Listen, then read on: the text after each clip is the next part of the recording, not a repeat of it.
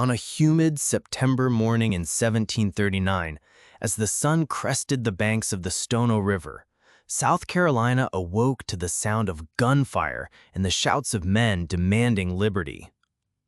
This was no random act of violence. It was the beginning of a rebellion, a moment when enslaved Africans rose up, determined to seize their freedom or die in the attempt. Their leader, a man known as Jemmy, was not just a victim of circumstance, but a survivor of a proud African kingdom, a man forged by war, betrayal, and hope.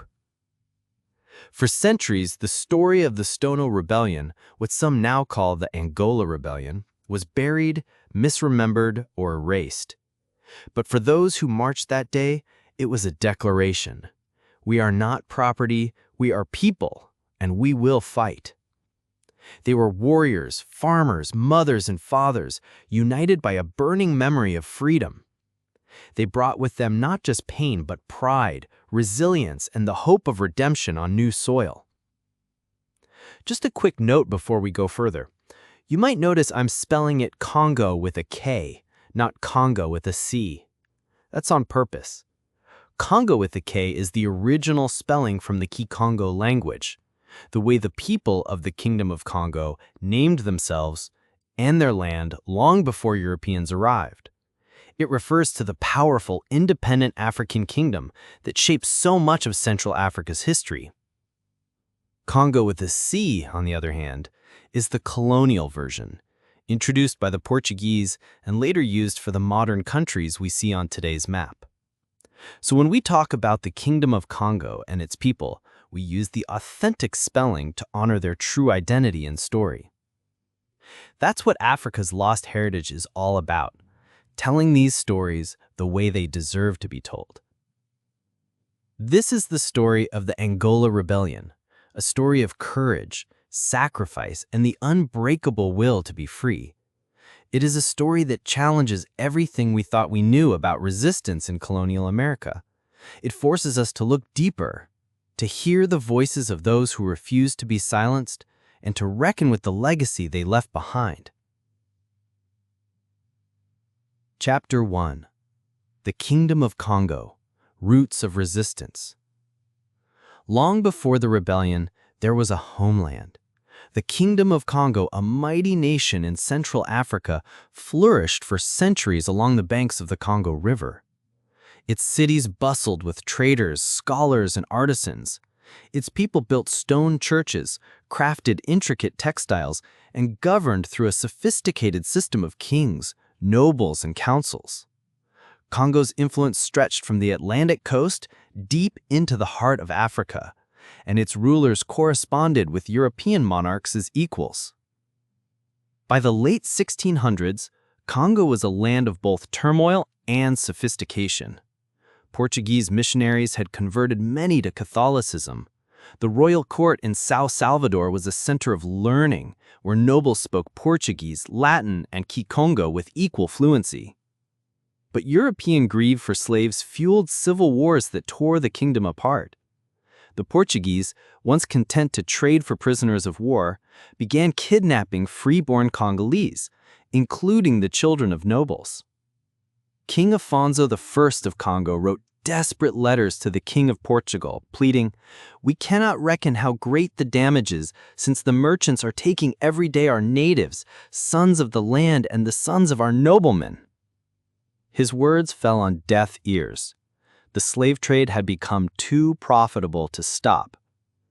Among those swept up in this human catastrophe was a young nobleman who would later be known as Jemmy. Born into privilege, educated in Portuguese and Latin, trained in the art of war, he was everything that Portuguese claimed Africans could never be. Yet here he was, branded like cattle, shipped across the ocean to labor in Carolina's rice fields. But the spirit of Congo endured even in bondage. Its sons and daughters carried with them songs, languages, military knowledge, and the memory of a homeland where they had once been free. They remembered the sound of drums calling warriors to battle, the sight of their king's banner flying over São Salvador, the taste of freedom. When they arrived in Carolina, they brought with them not just bodies for labor. They brought expertise in rice cultivation, a skill that would make their masters wealthy. They brought military discipline learned in Congo's armies. And most dangerously of all, they brought a fierce will to resist that no matter how much brutality could break. In the slave quarters at night, they spoke in whispered Kikongo of the old country, of battles won and lost, of kings and queens who looked like them. They taught their children the war songs of their ancestors, the tactical formations that had once defended their homeland. They were preparing for something their masters could never imagine: the day they would fight back. Chapter 2: A Colony Built on Bondage. By the 1730s, South Carolina was a powder keg. Enslaved Africans outnumbered Europeans in some regions by more than 2 to 1. White colonists lived in constant fear, enforcing brutal codes designed to keep the enslaved in check. The work was relentless and deadly. From sunrise to sunset, men, women, and children toiled in flooded rice fields. The air was thick with mosquitoes and disease was rampant. Nights brought little relief. Families huddled in cramped cabins, haunted by memories of home and dreams of escape. But hope flickered on the horizon. Word spread of Spanish Florida, where runaways could find sanctuary. The Spanish crown promised freedom to any enslaved African who reached their territory, converted to Catholicism, and pledged loyalty to Spain. For the Congolese, these promises were not empty. They already spoke Portuguese, a cousin to Spanish. Many were Catholic. They saw in Florida the possibility of a new Congo, a place to live free, worship, and defend themselves. The threat of rebellion was never far from the minds of Carolina's planters. Laws forbade enslaved people from gathering in groups, learning to read, or possessing weapons. Yet the enslaved found ways to resist, slowing their work, breaking tools, singing coded songs, passing secret messages. The soil of South Carolina was not just soaked with sweat, but defiance. Chapter 3: The Spark Ignites. On September 9th, 1739, the plan was set. It was Sunday, a day when enslaved people could gather without arousing suspicion. Jemmy and his followers met near the Stono River, not far from a storehouse brimming with guns and powder. They struck at sunrise. The storekeeper and his family were killed, weapons seized. The rebels hoisted a makeshift banner and began their march south, toward freedom. Along the road, they called out to others, "Liberty!" Dozens joined. Some plantations were spared, others attacked. The rebels killed those who stood in their way, but also spared the poor and those who showed kindness. The alarms spread. White colonists, terrified, quickly armed themselves. The South Carolina militia mobilized, desperate to crush the rebellion before it reached Florida. The rebels marched for miles, their numbers swelling to nearly 100. They sang war songs in Kikongo, their voices echoing across the Low Country. But freedom was not easily won. The militia caught up with the rebels near the Edisto River. A brutal battle erupted, shots fired, blades slashing, smoke rising above the fields. Many rebels were killed. Others were captured and executed. A few escaped into the swamps, vanishing into legend. Chapter 4: The Aftermath, Blood and Renown. Many rebels were killed. Others were captured. Their dreams of freedom crushed beneath the weight of colonial vengeance. But some escaped into the swamps, carrying the flame of resistance deeper into the wilderness. Jemmy himself vanished into history. Some say he died in battle. Others believe he reached the swamps and lived as a free man, teaching others the ways of war and survival. Chapter 5: The Aftermath, Terror and Retribution. The rebellion's end brought swift and merciless punishment. Colonial authorities rounded up suspected participants and sympathizers. Public executions were staged as warnings, heads mounted on pikes along the roads where the rebels had marched. The Negro Act of 1740 followed, stripping enslaved people of what few rights they had possessed. No more gathering in groups, no more drums or horns, no more learning to read or write. The colonists had learned their lesson. Knowledge was dangerous. Unity was deadly. But fear worked both ways. White colonists now lived with the constant knowledge that their prosperity rested on a foundation of human suffering, and that suffering could explode into violence at any moment. The rebellion had failed in its immediate goal, but it succeeded in something perhaps more important. It proved that the enslaved would not accept their bondage quietly. The spirit of Congo lived on. Chapter 6. Echoes Across Time. The Angola Rebellion was not an isolated event. It was a broader pattern of resistance that stretched from the rice fields of Carolina to the sugar plantations of Haiti, from the coffee farms of Brazil to the cotton fields of Mississippi. In 1791, the enslaved of Haiti would rise up and create the first free black republic in the Western Hemisphere. Their leader, Toussaint Louverture, drew inspiration from earlier rebellions like Stono, proving that the dream of freedom could not be killed. In 1831, Nat Turner would lead another uprising in Virginia, citing divine visions and the righteousness of his cause. Like Jemmy before him, Turner understood that freedom was worth any sacrifice. Each rebellion built upon the last, creating a legacy of resistance that would eventually contribute to the Civil War and the end of slavery in America. The Angola rebels had planted seeds that would grow into a mighty tree of liberation. Chapter 7. The Congolese Legacy. The rebels of 1739 were not just fighting for their own freedom, they were preserving a culture, a way of life, a connection to their ancestors.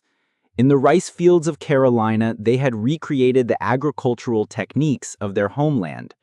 Their children and grandchildren would carry forward Congolese traditions, the ring shout, the call and response singing, the intricate basket weaving, the spiritual practices that blended Christianity with ancestral beliefs. In the Gula communities of the Sea Islands, descendants of the Angola rebels preserved their ancestors' language, stories, and customs. They became living bridges between Africa and America, keeping the memory of Congo alive. Today, when we hear the rhythms of jazz, blues, and gospel music, we are hearing echoes of the songs that Jemmy and his followers sang as they marched toward freedom. Their cultural DNA flows through American music, art, and literature.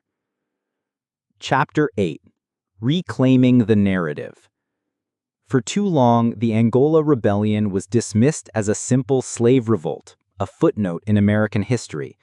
But recent scholarship has revealed its true significance. This was a sophisticated military operation, led by experienced warriors fighting for a just cause. The rebels were not mindless insurgents, but strategic thinkers who understood geography, timing, and psychology. They chose Sunday because it was a day of rest. They targeted the storehouse because they needed weapons. They marched toward Florida because they knew it offered sanctuary. Most importantly, they fought not just against slavery, but for something positive: the right to live as free people, to worship as they chose, to raise their children in dignity, to honor their ancestors and preserve their culture. Chapter 9. The Rebellion's Modern Resonance. Today, the Angola Rebellion resonates in movements for justice and dignity across the world.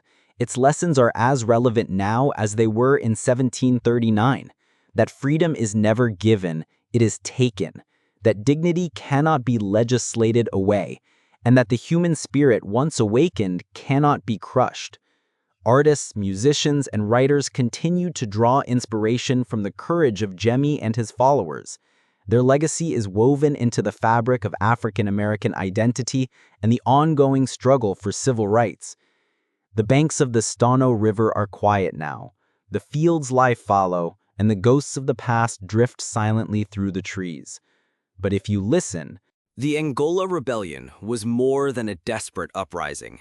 It was a declaration of humanity, a defiant stand against a world built on stolen lives and silenced histories.